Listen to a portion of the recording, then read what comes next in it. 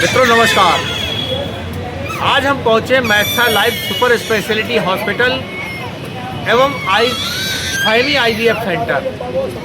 यहाँ बैठते डॉक्टर फहमी खान, जिनके बारे में हमने खबर छापी थी, जिनके राय लेती हुई खबर छापी थी कि किशोरियों में खून की कमी हो रही है।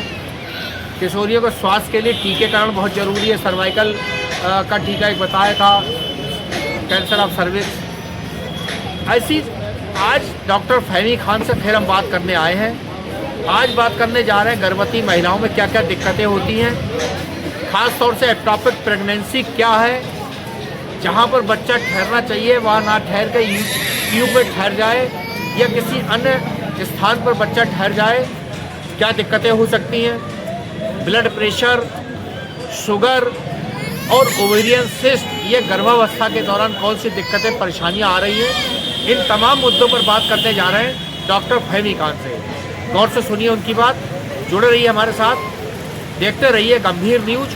हमारा चैनल अच्छा लगे तो लाइक, शेयर और कमेंट जरूर कीजिएगा। देखिए टॉपिक प्रेगनेंसी में क्या होता है वो सब समझते हैं डॉक्टर फहमी खान साहब से। महिलाएं प्रेगनेंसी में पेट के दर्द की बात लेकर आ रही हैं, चक्कर की बात आ रही है, घबराहट, बेचैनी की बात आ रही हैं। ये कौन सी बीमारी है डॉक्टर फहमी खान जो आज का प्रकाश में आ रही है? डॉक्टर फहमी, देखिए, एक्टोपिक प्रेगनेंसी का मतलब होता है कि प्रेगनेंसी यूट्रस के अंदर नहीं है, यूट्रस के अलावा कहीं पर भी प्रेगनेंसी है तो उसे एक्टोपिक कहते हैं। मोस्ट कॉमन ये ट्यूब में होती है, या तो ट्यूब में हो सकती है, ओवरी में हो सकती है, कभी कभी और भी पार्ट्स में, अब पेरिटोनियल कैविटी में भी, मतलब यूट्रस के बाहर जहाँ भी प्रेगनेंसी है तो उसे एक्टोपिक प्रेगनेंसी कहते हैं। बहुत रेयर केसेस में ऐसा भी होता है कि हेटेरोट्रोपिक होती है, मतलब दोनों जगह होती है, यूट्रस के अंदर भी एक प्रेगनेंसी होती है और एक बाहर भी होती है, तो उसका मैनेजमेंट डिफरेंट होता है। इसके बहुत सारे रीजंस होते हैं। मोस्ट कॉमन जो रीज़न है, अभी तक वैसे 100% रीजंस तो इसके क्लियर नहीं है, लेकिन कुछ अजम्पशंस कर सकते हैं हम लोग। कभी कभी जो ट्यूब होता है उसकी फंक्शनिंग में प्रॉब्लम हो जाती है इन्फेक्शन की वजह से, तो उसकी वजह से प्रेगनेंसी में नॉर्मली क्या होता है, फर्टिलाइजेशन हमारा ट्यूब में होता है, ओवरी से एग आता है और स्पर्म पूरा यूट्रस को ट्रैवल करके ट्यूब में पहुंचता है, वहाँ पे फर्टिलाइज करता है एग, और उसके बाद वो ट्रैवल करके वापस यूट्रस में आना होता है और वहाँ पे प्रेगनेंसी होनी चाहिए। बट कभी कभी क्या होता है कि जब फर्टिलाइज वहाँ पे कर जाता है एग, तो वो यूट्रस के बाहर, मतलब ट्यूब के अंदर ही फर्टिलाइज करके वहीं पे एडहर हो जाता है, वहीं पे प्रेगनेंसी रुक जाती है और वो ट्यूब के थ्रू उसकी सप्लाई आ जाती है, तो वहाँ वो ग्रो भी करने लगता है।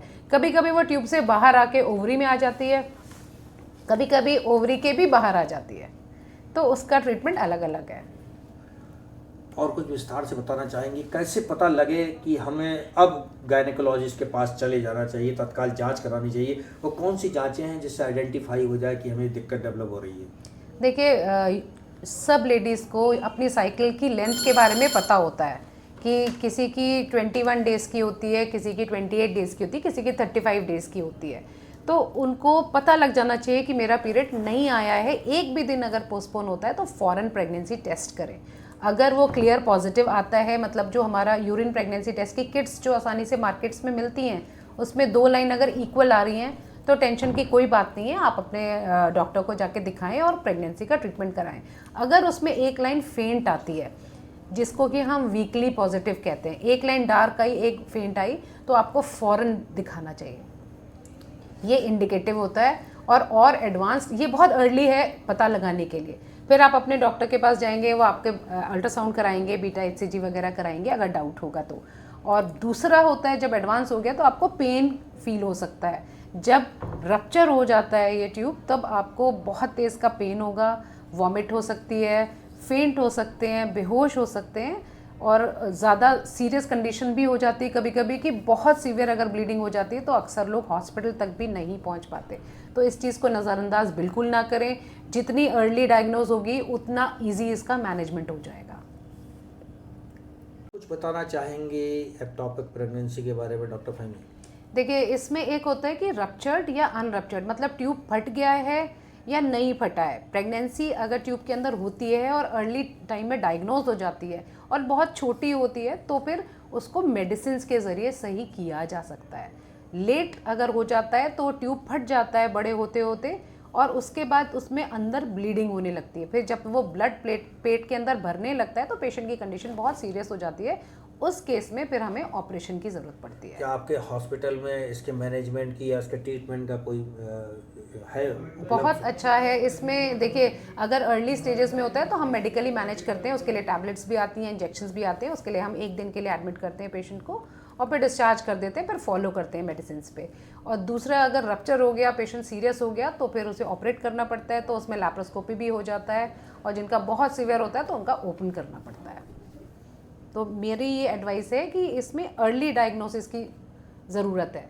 जैसे ही एक भी दिन आपके पोस्टपोन हो साइकिल से, आप फ़ौरन प्रेगनेंसी टेस्ट करें।